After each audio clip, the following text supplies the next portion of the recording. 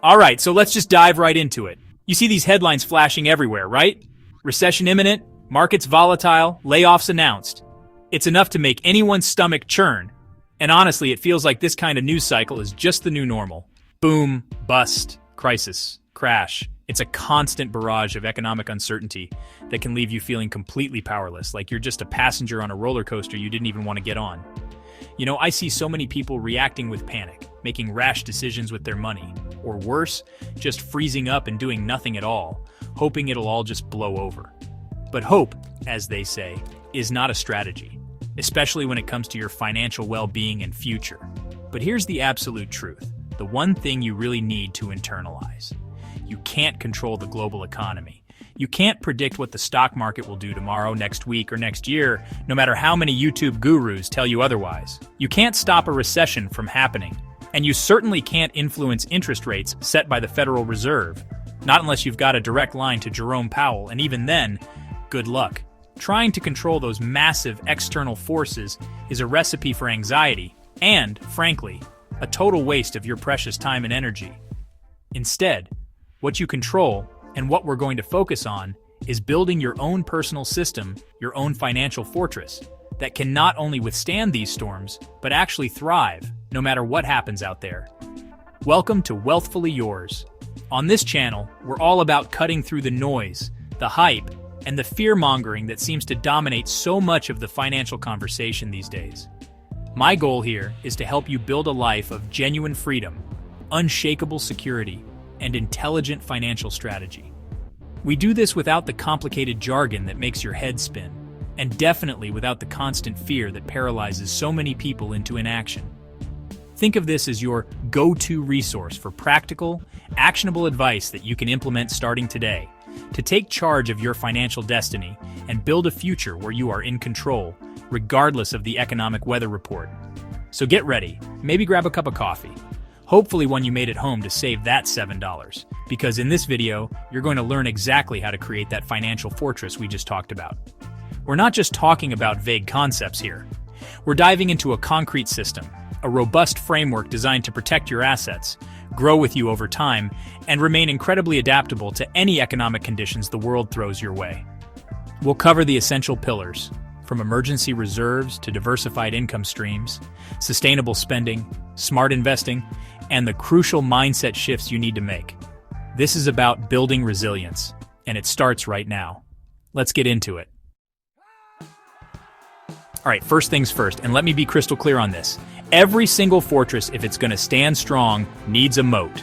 A deep, wide, and well-maintained moat that keeps the bad guys out. In your financial fortress, that moat is your cash reserve, your emergency fund. This isn't the exciting part of finance, I get it. It's not about picking the next hot stock or timing the crypto market, and it definitely won't make you rich overnight. But I cannot overstate how absolutely critical, how non-negotiable this foundation is. It's the bedrock upon which all your other financial strategies will be built. Without it, you're essentially building your financial house on sand. And we all know how that story ends when the first storm hits. Now, when we talk about this emergency fund, the key rule, the gold standard that you'll hear from most sensible financial advisors, is to have between 3 to 6 months of essential living expenses saved up. Why that range? Well, 3 months might be okay if you have a very stable job and few dependents. But 6 months gives you a much more significant cushion, especially in a tougher economic climate, where finding a new job might take longer than expected. And when I say living expenses, I mean the absolute essentials. Your rent or mortgage, utilities, food, transportation to work, insurance payments, the things you absolutely pay to keep a roof over your head and function. This isn't your Netflix subscription or your daily latte budget.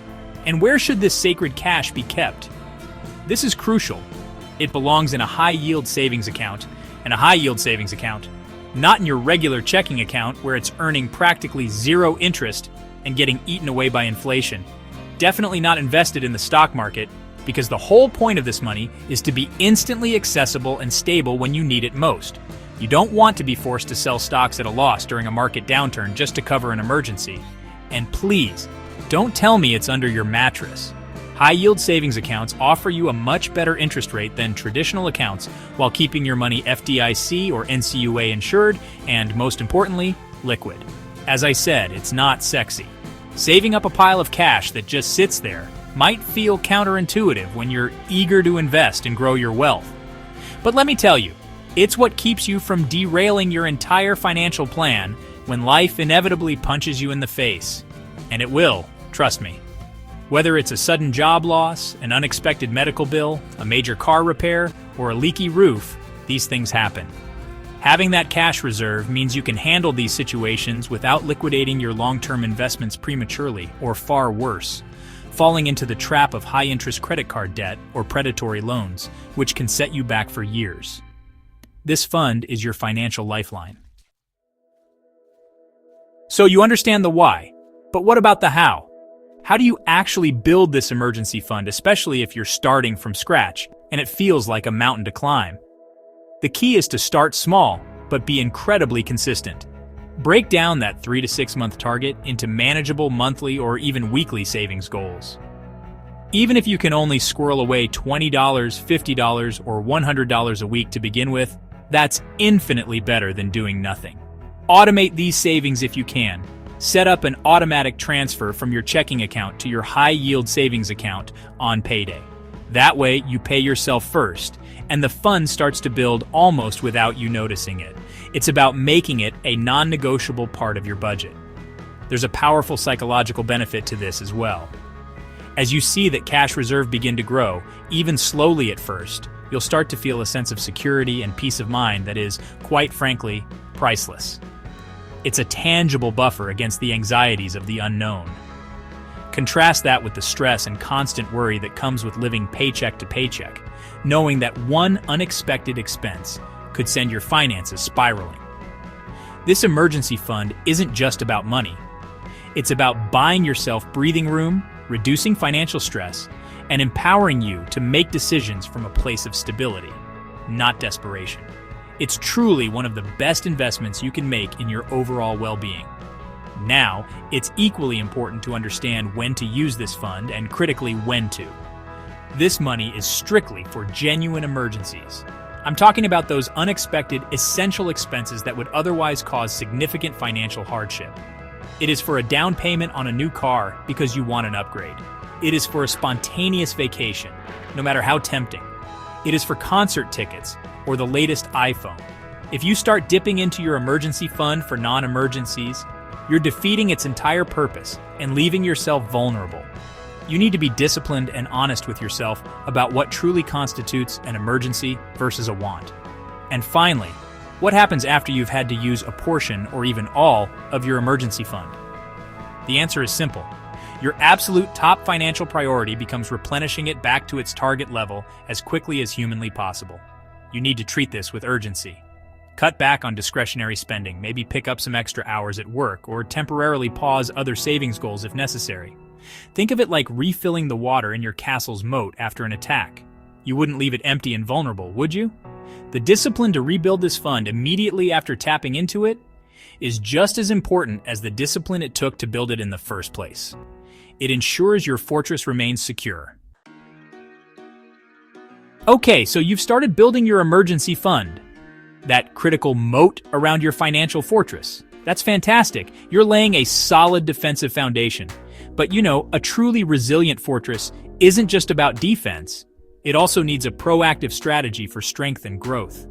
This brings us to our next crucial pillar, developing multiple income streams. Think about it this way. A fortress with only one entrance, one single point of access, is incredibly vulnerable. If that one entrance is compromised or blocked, the entire fortress is in trouble. The exact same principle applies to your income. Relying solely on one source of income is a massive, often underappreciated risk in today's dynamic economy. Let's be brutally honest here. For most people, that single income stream is their primary job, their W-2 paycheck. And while your job is incredibly important and likely your largest current source of income, pinning all your financial hopes and security on that one paycheck is like walking a tightrope without a safety net. Companies restructure, industries shift, layoffs happen, and sometimes, unfortunately, businesses fail. Even if you're a stellar employee in what seems like a secure position, there are always factors outside of your direct control that can impact your job security. The illusion of job security can be shattered very quickly, leaving you in a precarious situation if that's your only financial lifeline. This is where we need to shift our mindset. There's a fundamental truth that often separates those who build lasting wealth from those who struggle financially. The wealthy, almost universally, do not rely on a single paycheck. They understand the power and security that come from having multiple streams of income flowing into their financial reservoirs. And this isn't some exclusive club reserved for millionaires and billionaires. It's a strategy, a principle, that anyone can and absolutely should start implementing in their own life, regardless of their current income level. It's about diversifying your earning power, just like you diversify your investments. It's about building resilience from the ground up. So, what do these multiple income streams actually look like? We're going to dive deeper into the specifics, but broadly, we're talking about things like your primary job income, which we'll still optimize, income from freelancing or a side hustle that leverages your skills or passions, dividend income from your investments, rental income from real estate properties, or even royalties from digital products or creative work. The goal isn't necessarily to replace your primary job income overnight, especially at the beginning, but to start building these additional streams, even if they're small at first. Each new stream adds another layer of security and another potential avenue for wealth creation, making your financial fortress that much stronger. Let's start with the income stream most of us already have, our primary job. Before you even think about adding new streams, make sure you're maximizing this foundational one. Are you actively seeking opportunities for advancement within your company? Are you consistently upskilling and adding value to make yourself more indispensable? Are you confidently negotiating for raises when your performance and market rates justify it? Don't just passively accept your paycheck, actively work to increase its value. Your job income is often the engine that can fund the development of your other income streams, so optimizing it is a critical first step in this diversification journey. It's your main financial engine, so keep it tuned up. Next up, let's talk about freelance work, or starting a side hustle. This is often one of the most accessible ways to create an additional income stream because you can leverage skills, talents, or hobbies you already possess. Are you great at writing, graphic design, social media management, bookkeeping, or tutoring? There are countless platforms out there like Upwork, Fiverr, or even just local networking that can connect you with clients who need your skills. Maybe you're crafty and can sell handmade goods on Etsy, or perhaps you can offer a service like dog walking, handyman repairs, or consulting in your area of expertise on evenings and weekends. Start small, test the waters, and focus on providing real value. Then we have income streams that tend to be more passive over time, though they often require significant upfront capital or effort, dividend-paying investments and rental income. Dividend income comes from owning shares in companies that distribute a portion of their profits to shareholders. This requires investment capital and an understanding of how to select good dividend stocks or ETFs. Rental income from owning and leasing out real estate can be a fantastic source of cash flow and long-term appreciation, but it also comes with the responsibilities of being a landlord and often requires a substantial down payment. These are generally longer-term plays, but the compounding effect of these income streams can be incredibly powerful over decades. Finally, consider the world of digital products or royalties. This could involve writing an ebook, creating an online course, designing templates, selling stock photography, or even earning royalties from music or software you've created. The beauty of these types of income streams is their potential scalability. You often create the product once and it can generate income for you repeatedly with minimal ongoing effort, aside from marketing and updates. However, don't underestimate the significant upfront work required to create a high-quality digital product that people are willing to pay for. It's not get rich quick, but the potential for passive income makes it an attractive option for many looking to diversify. All right, let's talk about the third pillar of your financial fortress: sustainable living costs. It's fantastic to focus on earning more, building those multiple income streams we just discussed, absolutely. But here's the deal. If your expenses are constantly chasing your income, or even worse, outrunning it, then you're essentially trying to fill a bucket with a massive hole in the bottom. It just doesn't work. A fortress, no matter how grand, can't expand if its foundations are crumbling, or if its resources are being drained faster than they're replenished. This isn't about being cheap. It's about being smart and strategic with your spending, ensuring your financial structure is solid from the ground up. Think about it. What good is a six-figure income if you're spending every single penny of it? and then some. You're still living paycheck to paycheck, just with more expensive stuff. The real power, the real freedom comes from the gap between what you earn and what you spend. That gap, that's your margin. That's your power. It's the money that works for you, building your investments, beefing up your emergency fund, and ultimately buying you options in life. Uncontrolled spending, on the other hand, creates a constant state of financial stress and vulnerability, no matter how much you bring in. It's a treadmill and it's exhausting. Now, I know what some of you are thinking. Graham, it's hard. There's so much pressure to spend. And you're right. We're constantly bombarded with marketing messages telling us we need the latest gadget, the fanciest car, the biggest house. The whole keeping up with the Joneses mentality is a real wealth destroyer. But let me tell you, the Joneses are often broke, or at least heavily in debt. True financial strength isn't about the flashy displays. It's about what's in your bank account, your investment portfolio, and the quiet confidence that comes from knowing you're financially secure. The fleeting thrill of a new purchase pales in comparison to long-term financial peace of mind. So here's the metric that really matters. The one that's your true flex in the financial world, your savings rate. Not your income, not the car you drive, but the percentage of your income that you manage to save and invest every single month. If you're making $50,000 a year and saving 20%, that's $10,000. If you're making $100,000 a year but only saving 5%, that's just $5,000. Who's winning? The person with the higher savings rate is building wealth faster, period. This rate is the accelerator pedal for your financial goals, whether that's early retirement, buying a property, or just having that incredible sense of security. Now let's dig into one of the biggest enemies of a healthy savings rate lifestyle: creep. This is that sneaky little habit where as your income goes up, your spending magically rises to meet it, or even exceed it. You get a raise, and suddenly that slightly more expensive apartment seems reasonable. You get a bonus, and that fancier car lease looks tempting.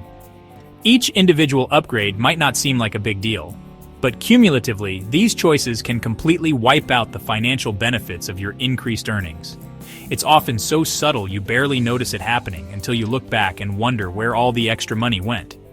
The danger with lifestyle creep is that it keeps you stuck on what psychologists call the hedonic treadmill. You adapt to your new, higher level of spending, and it becomes your new baseline. That initial thrill of the upgrade fades, and you find yourself needing even more to get the same level of satisfaction. So, you work harder, earn more, spend more, and your actual financial freedom doesn't really budge. It's like running faster and faster, but staying in exactly the same spot financially. It's incredibly frustrating and can make you feel like you're not making any real progress, despite all your efforts to increase your income. So, how do you fight back against this insidious creep? The number one strategy, and you've heard me say this before, is to pay yourself first. The moment your paycheck hits your account, a predetermined portion of it should automatically go into your savings and investment accounts. Before you pay bills, before you buy groceries, before you even think about discretionary spending, this makes saving non-negotiable. Another key is to consciously evaluate every potential lifestyle upgrade. Ask yourself, does this truly add significant lasting value to my life? Or am I just doing it because I... Regularly revisit your budget and differentiate your genuine needs from your wants. Ultimately, this all ties into designing a life that is genuinely satisfying for not just one that looks good on Instagram or impresses your neighbors. The goal here is to live well within your means, ideally on 60 to 70% of your income, as the brief suggests. That remaining 30 to 40%, that's your freedom fund. That's your investing power. That's what builds your fortress. True wealth isn't about having the most stuff. It's about having control over your time, having options, and having the peace of mind that comes from a strong financial foundation. Focus on what truly brings you joy and fulfillment, and you'll often find it costs a lot less than you think. All right, next up, let's talk about fortifying your financial fortress with multiple layers of defense. This brings us to pillar number 4, asset diversification. You wouldn't build a fortress with just one single wall, right? That would be incredibly risky. One cannonball, one focused attack, and the whole thing could come crumbling down. The same exact principle applies to your investments. Relying on a single stock, a single property, or a single type of asset to secure your entire financial future is just asking for trouble. No single investment class is the star performer all the time. They all have their cycles, their ups and downs. The core reason we diversify is to manage risk. It's not necessarily about trying to hit home runs with every single investment or timing the market perfectly, spoiler alert. That's pretty much impossible. Instead, it's about creating a smoother, more consistent ride for your portfolio over the long haul. When one asset class is having a tough time, ideally, another one in your portfolio might be doing well, or at least holding steady. This balancing act helps to cushion the blows during market downturns and reduce the overall volatility of your investments. It's about building resilience into your financial plan, so you're not wiped out by one bad bet. And let's be brutally honest here. Nobody, and I mean nobody, can consistently predict what the market is going to do next. Not the talking heads on TV, not the fancy Wall Street analysts, not even your brilliant Uncle Jerry, who swears he's got the next big thing. If they could, they'd be quietly sipping margaritas on their private islands, not selling you newsletters. Diversification is essentially an admission of this uncertainty. It's a humble acknowledgement that we don't have a crystal ball, so we prepare for a range of possibilities instead of betting the farm on one specific outcome. This strategy protects you from the unknown and the unknowable. Beyond the pure numbers and risk metrics, there's a huge psychological benefit to diversification. Knowing that your entire financial well-being isn't tethered to the performance of a single investment can significantly reduce stress and anxiety, especially when markets get choppy. This peace of mind is incredibly valuable. It helps you stay the course with your long-term investment strategy and avoid making emotional panic decisions, like selling everything at the bottom of a market crash, which can be absolutely devastating to your wealth-building journey. A well-diversified portfolio helps you sleep better at night, and that's priceless. So, what are these different walls or asset classes we should be considering for our diversified fortress? Let's start with a foundational one for most people: index funds. These are fantastic because they give you broad market exposure at a very low cost. Think about an S&P 500 index fund. By buying into one, you essentially own a tiny piece of the 500 largest companies in the US. Or you could go even broader with a total stock market index fund. It's a simple, effective way to capture the overall growth of the stock market without having to pick individual winners, which is a game very few people win consistently. Next up, let's consider real estate. Now, this can be a bit more hands-on if you're buying physical properties, but it offers some unique benefits. You have the potential for rental income, which can provide a steady cash flow, and also the potential for long-term appreciation of the property value. Real estate can also act as a hedge against inflation, as rents and property values often rise with overall price levels. If direct ownership isn't your thing, you can also get exposure to real estate through real estate investment trusts, or REITs, which trade like stocks and often pay out attractive dividends. Then we have the more conservative side of the portfolio: cash and bonds. Cash, and I mean cash beyond your emergency fund, serves as a source of liquidity for short-term needs or for seizing investment opportunities that might pop up. It's your dry powder. Bonds, on the other hand, are essentially loans you make to governments or corporations, and they typically offer lower returns than stocks, but also come with lower volatility. They act as a cushion in your portfolio, often moving inversely to stocks. So when stocks are down, bonds might be up or at least stable, helping to smooth out those market swings.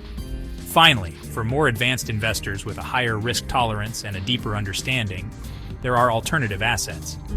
This category can include things like commodities, gold, oil, private equity, collectibles, or even cautiously, cryptocurrencies. These are generally more speculative and should, if considered at all, only make up a small portion of a well-diversified portfolio. The key takeaway here is that the specific mix of these asset classes will depend heavily on your individual financial goals, your time horizon, and critically, your tolerance for risk. There's no one-size-fits-all answer, but the principle of spreading your bets is universal. All right, let's talk about what I consider the command center of your entire financial fortress: your financial intelligence. This isn't just about crunching numbers or knowing fancy Wall Street jargon. Not at all. It's about cultivating a mindset that protects you, that guides your decisions, and frankly, keeps you from making those big, costly mistakes we all try to avoid. Think of it as the brain of your financial operations, constantly learning, adapting, and ensuring every other part of your fortress is functioning optimally. Without this strong mental game, even the best-laid plans can crumble under pressure, especially when emotions like fear or greed try to take the wheel. It's the foundation upon which all sound financial decisions are built, truly your first line of defense. Now, a huge part of financial intelligence is building up your financial literacy. This is what shields you from all the hype, the fear-mongering, and the outright manipulation that unfortunately exists out there. Every day, you're bombarded with can't-miss investment opportunities, dire warnings about the next market crash, or complex products promising the world. Without a solid base of understanding, it's so easy to get swept up in the noise, or even worse, fall prey to a scam. Financial literacy helps you filter out that noise to see things for what they really are, and to make choices based on facts and your own well-thought-out plan, not on someone else's agenda or a fleeting headline designed to grab clicks. And let's be honest, there are plenty of people out there who might try to manipulate you if they sense you're not financially savvy. This could be a salesperson pushing a high-fee product that benefits them more than you, or even well-meaning but misguided advice from friends or family. Financial intelligence gives you the confidence to ask the right questions, to understand the fine print, and to recognize when something just doesn't add up for your specific situation. It's about empowering yourself so you're not just blindly trusting others with your hard-earned money. This isn't about being cynical. It's about being cautious and informed, which is just smart when your financial future is on the line, wouldn't you agree? The goal here isn't to turn you into a professional financial analyst overnight, far from it. You don't need a PhD in economics to build a strong financial fortress. What you do need is a practical, working knowledge of how money works, how investments grow, and how to protect yourself from common pitfalls. It's about making informed choices for your everyday life and your long-term goals. This kind of intelligence is built over time, through consistent learning and application. It's the difference between feeling anxious about money and feeling in control. And that control, that peace of mind, is absolutely priceless in my book. So how do you actually build this financial intelligence? Let's get practical. First up, learn the basics of investing. I'm not talking about trying to time the market or pick the next hot stock. That's a gambler's game, and we're building a fortress, remember? I mean understanding fundamental concepts like index funds, which give you broad market exposure without needing to be an expert stock picker. Learn about asset allocation, diversification, which we talked about earlier, and the incredible power of long-term, consistent investing. There are so many fantastic free resources out there, from books to reputable websites and YouTube channels that can teach you these core principles in plain English. Next, and this is absolutely crucial, you need to intimately know your cash flow. I hammer this point home all the time because it's foundational. You have to understand exactly how much money is coming in each month, and just as importantly, where every single dollar is going out. This means tracking your expenses, creating a realistic budget, not one that makes you miserable, but one that aligns with your goals. When you have a clear picture of your cash flow, you can identify areas where you can save more, cut unnecessary spending, and free up more money to deploy towards your investments and emergency fund. It's the financial equivalent of knowing the layout of your own house. You need to know it inside and out. Then there's the magic, and I really do mean magic, of compound interest. Albert Einstein supposedly called it the eighth wonder of the world, and for good reason. Understanding how compound interest works, earning returns not just on your initial investment, but also on the accumulated interest, is key to building serious wealth over time. It's a force that can work powerfully for you if you're investing, or devastatingly against you if you're carrying high-interest debt. The earlier you start leveraging it, the more dramatic the results. This concept alone should motivate you to save and invest consistently, even if it's just small amounts to begin with, because time is your greatest ally here. Finally, make a commitment to continuous learning, and I mean quality learning. Read books on personal finance and investing from respected authors, not just sensationalized news headlines or social media posts that are often designed to provoke fear or FOMO. Remember that quote, "Fear sells, knowledge protects." It's so true. The financial landscape changes, new products emerge, and your own circumstances will evolve. By dedicating a little bit of time regularly to expanding your financial knowledge, you ensure your command center stays sharp, your decisions stay informed, and your fortress remains impenetrable against misinformation and poor choices. This is an ongoing process, not a one-and-done task. Now, let's talk about the actual blueprints for your financial fortress. You wouldn't build a physical fortress based on vague ideas or vibes, right? You'd have detailed plans, schematics, a clear strategy. The same exact principle applies to your finances. A written financial plan is non-negotiable if you're serious about achieving financial security and independence. It's the document that translates your goals into actionable steps, providing a roadmap that guides you through all of life's financial ups and downs. Without it, you're essentially navigating a complex journey without a map, relying on guesswork.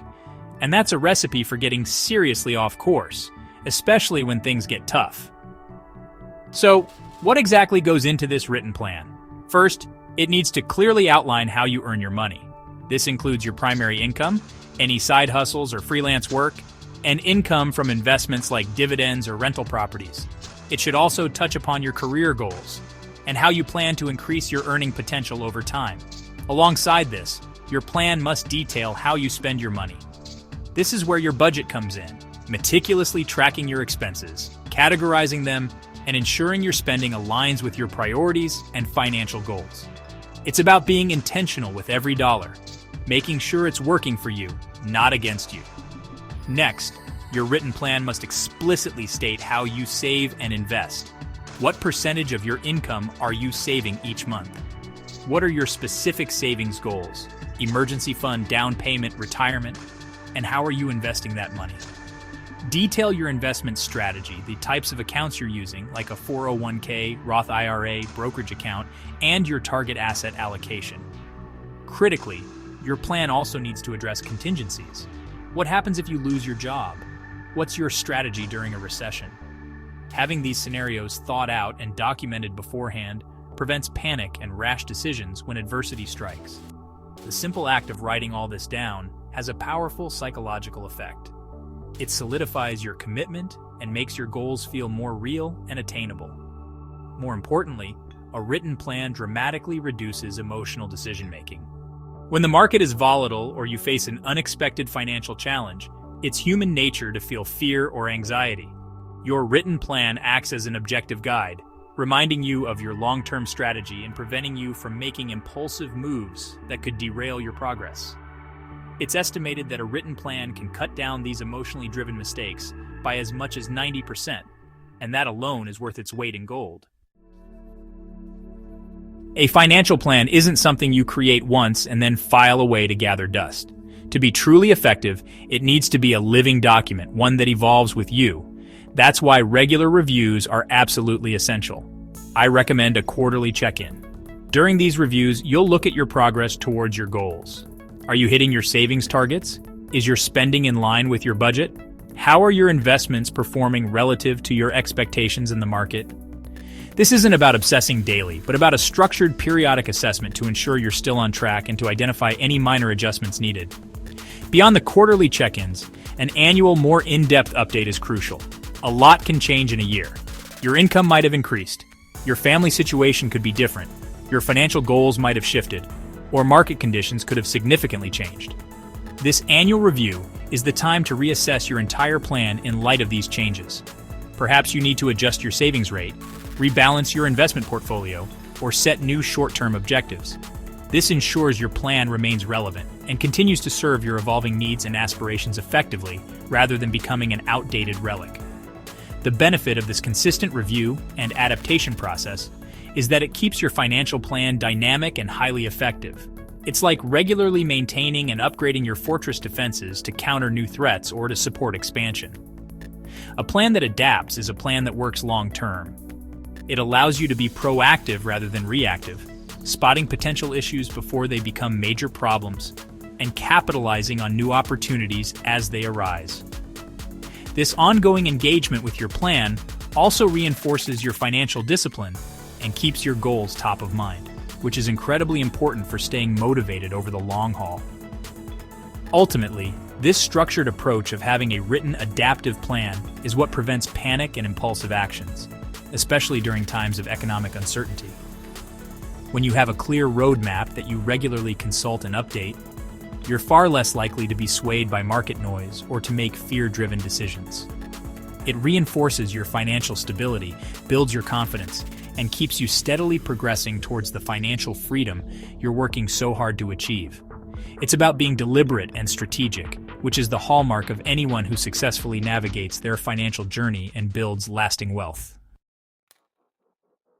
So, there you have it. The key pillars to building a financial fortress that can help you survive and even thrive in any economy. Look, the reality is you can't control the next crisis, whether it's a recession, a market crash, or a personal emergency.